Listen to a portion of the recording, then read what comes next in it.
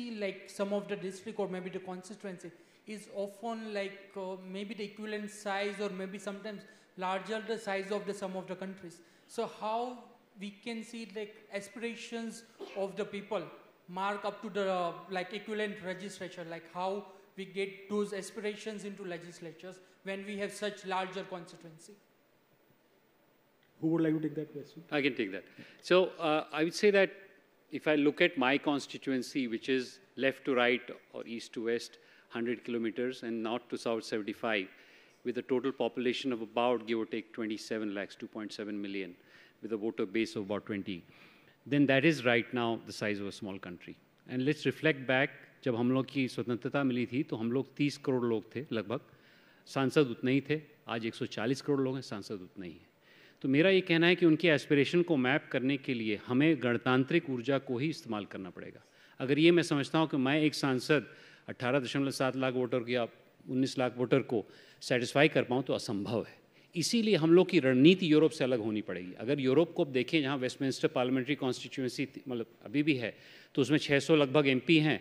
उसका पॉपुलेशन जानते हैं कितना है, 70 मिलियन है लगभग, 80 मिलियन अब हो गया होगा. तो इसलिए मैं समझता हूँ कि हम लोग को जो रणनीति बनानी है वो गणतांत्रिक होनी पड़ेगी.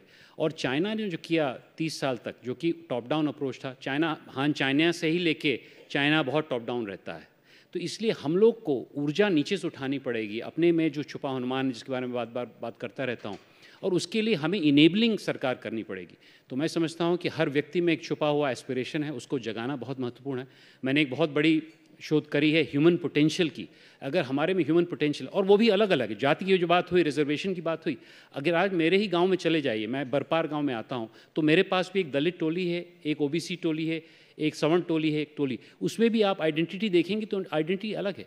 पूर्वांचल की भी आइडेंटिटी अलग है. पूर्वांचल भी अपने आप को दबा समझता है. मैं समझता नहीं पूर्वांचल नहीं, अगर आप झारखंड चले जाइए, जहाँ बिरसा मुंडा उठे थे 1900 में, वहाँ की आइडेंटिटी अलग है. सो मैं ये समझता हूँ कि the approach we have to take for a country like constituency has to be qualitatively different from other legislators are doing in the world. And this is where policy people like you must come and put in that enabling mindset. How do we rise the citizens and they make the thing happen? Thank you. Can I just supplement to that? You see, you ask a very profound question.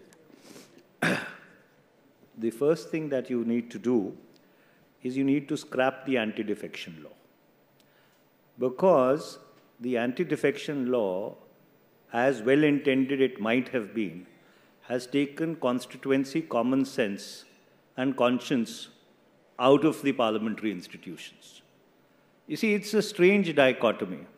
While it has not stopped the menace of defections, which has gone from retail to wholesale to mega supermart, on the other hand, what it has done is that while you are elected by that little person who walks up to the booth and presses that button on the machine, your parliamentary life is actually run by the ubiquitous whip.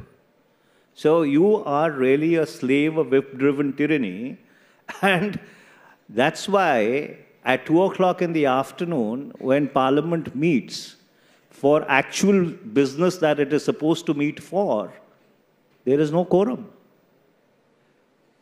Primarily because legislation is incubated by some joint secretary who then gives a one-page note to some minister who comes and makes a presentation of the bill in Parliament, and then a whip is given to the treasury benches to vote for it and to the opposition benches to vote against it, and that's the end of it. And the reason why I say this is, it is not that Parliament never used to function before 1985, before the anti-defection law came in. At that point in time, if you read the parliamentary debates, ministers or governments had to walk the extra mile, not only to build a consensus with the opposition. They had to walk the extra mile to build a consensus first within their own parties.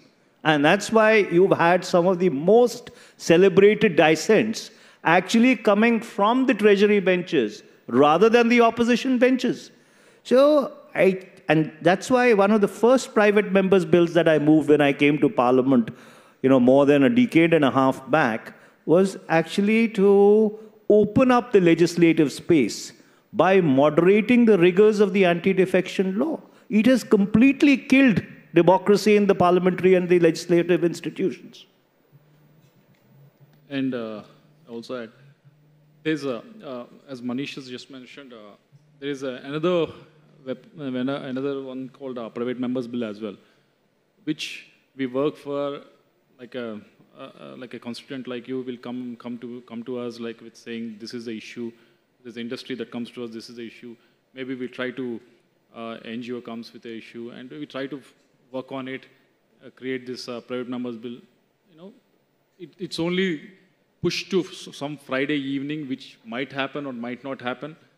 And you know, take for example Obama years of 8 years, wherein he has taken this initiative of taking the petitions, wherein if on a particular subject he was getting good amount of petitions, he was making sure that it goes to the legislative and making sure that that change is being made. So that kind of opportunity right now is not with us. We have to follow the dikkat of a party, and we have to follow that line. So that kind of, as Manish has mentioned, that kind of make it little regressive in the whole process of it. There was